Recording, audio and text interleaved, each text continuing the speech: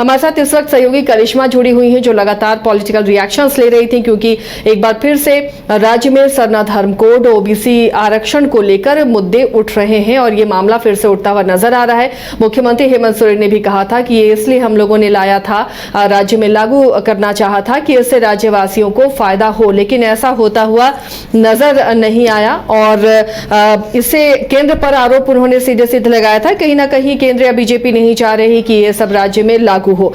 करिश्मा हमारे साथ जुड़ी हुई। करिश्मा, एक बार फिर से सरना धर्म कोड, एक बार फिर से ओबीसी आरक्षण सहित कई मुद्दों को लेकर अब आवाज बुलंद करते राजनेता नजर आ रहे हैं। क्या कुछ इसे लेकर और अपडेट है? क्या हलचल रही आज राजधानी में दिन भर? जी आसिया, 27% ओबीसी आरक्षण का मुद्दा हो, सरना धर्म कोड का मुद्दा हो या फिर 1932 खतियान के आधार पर स्थानीय नीति का मुद्दा हो, इन तमाम मुद्दों को लेकर अब कह सकते हैं झारखंड की सियासत तेज हो गई है। एक और जहां आपने देखा होगा कि विशेष विधानसभा सत्र आहूत करके इस विधेयक को राजभवन के माध्यम से केंद्र सरकार को भेजा गया था, लेकिन कई साल बीत गए हैं लेकिन अब तक पहल नहीं की गई है और इसको लेकर सियासत तेज हो गई है। एक और जहां आपने देखा होगा कि कांग्रेस की ओर से 27% ओबीसी आरक्षण को लेकर लगातार आंदोलन के साथ साथ धरना प्रदर्शन किया जा रहा था, ताकि 27% ओबीसी आरक्षण का जो मुद्दा है इसको लेकर कांग्रेस जो है वो मुखर रहे। और कांग्रेस का स्पष्ट तौर पर यही कहना था कि जब तक 27% ओबीसी आरक्षण को लेकर कोई पहल नहीं की जाएगी, कांग्रेस इसी तरीके से मुखर रहेगी। हालांकि कांग्रेस की ओर से एक रणनीति भी बनाई गई थी कि आने वाले समय में दिल्ली तक कूच करेंगे कांग्रेस के नेता। इसके साथ ही 1932 खतियान के आधार पर स्थानीय नीति का अगर मुद्दा को लेकर चर्चा करें आसिया, तो जयराम महतो जो डुमरी से विधायक है, उन्होंने भी इस मुद्दे को उठाया था। और आपने देखा होगा कि जब जयराम महतो विधायक नहीं थे तब भी उन्होंने 1932 खतियान के आधार पर स्थानीय नीति का मुद्दा उठाया था। अब जब वो विधायक है तब भी उनका कहना है कि हर हाल में इसे लागू करना होगा।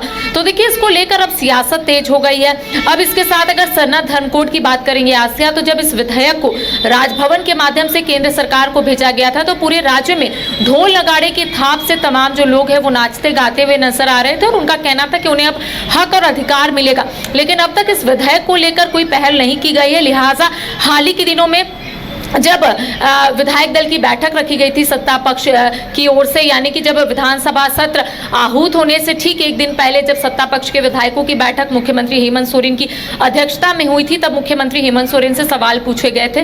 तो उनका कहना था कि यहाँ से जो काम या फिर यहाँ से जो विधेयक है वो केंद्र सरकार को भेज दिया गया है, लेकिन अब तक वहां से पहल नहीं की गई है। यहाँ से तमाम कार्य को वहां तक भेज दिया गया है। अगर वो लागू हो जाता है तो यहाँ के लोगों को उनका हक और अधिकार मिलेगा। लेकिन सवाल लगातार उठ रहे हैं आसिया। एक और जहां बीजेपी का यह कहना है कि त्रुटिपूर्ण जो विधेयक है वो यहां से भेजा जाता है, तो ऐसे में कैसे पहल की जाएगी? यहां की सरकार चाहती ही नहीं है कि यहां के लोगों को हक और अधिकार मिले, चाहे ओबीसी वर्ग को 27% आरक्षण मिले या फिर 1932 खतियान के आधार पर स्थानीय नीति यहां पर लागू हो। तो देखिए, बीजेपी जो है पूरा ठेकरा राज्य सरकार पर फोड़ती हुई नजर आ रही है, लेकिन राज्य सरकार का कहना है कि केंद्र सरकार ही पहल नहीं करना चाहती है। तो देखिए, राज्य सरकार और केंद्र सरकार के बीच पेंच जो है वो फंस गया है कि राज्य सरकार का कहना है कि यहां से तमाम कार्य कर दिए गए हैं, विधेयक को यहां से भेज दिया गया है, लेकिन केंद्र सरकार में अब तक जो है वो ठंडे बस्ते पे उसे रख दिया गया है। तो सवाल ये उठ रहा है आसिया कि लंबा समय बीत गया है,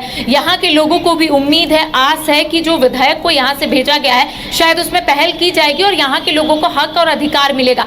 लेकिन देखने वाली बात होगी कि आखिर 1932 खतियान के आधार पर स्थानीय नीति या फिर 27% ओबीसी आरक्षण या फिर सरना धर्म कोड को लेकर आने वाले समय में क्या पहल की जाती है, कब तक इसे लागू किया जाता है और कब तक यहाँ के लोगों को उनको हक और अधिकार मिलेगा, ये देखने वाली बात होगी आसिया जी।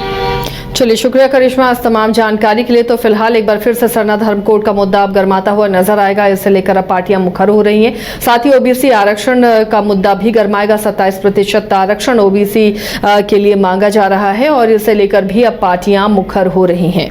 शहर की भीड़ से बोर हो गए हो? तो चलिए आज नए वाइब में आपको लेके चलते हैं, जिसका नाम है वैदिक विलेज। एम्स पटना से 10 मिनट की दूरी पर नौबतपुर में स्थित ये सोसाइटी सिर्फ आपके लिए है। यहाँ पे मेन रोड 30 फीट की है, रिंग रोड 24 फीट की है और ब्रांच रोड 20 फीट की है। यहाँ मिलेगा आपको स्विमिंग पूल, जॉगिंग ट्रैक, मंदिर और 24/7 सिक्योरिटी कैमरा जैसी बेसिक एमिनिटीज। शांति और सुकून से भरा प्लॉट चाहिए तो सोचना बंद करो, अभी कॉल करो नीचे दिए हुए नंबर पे।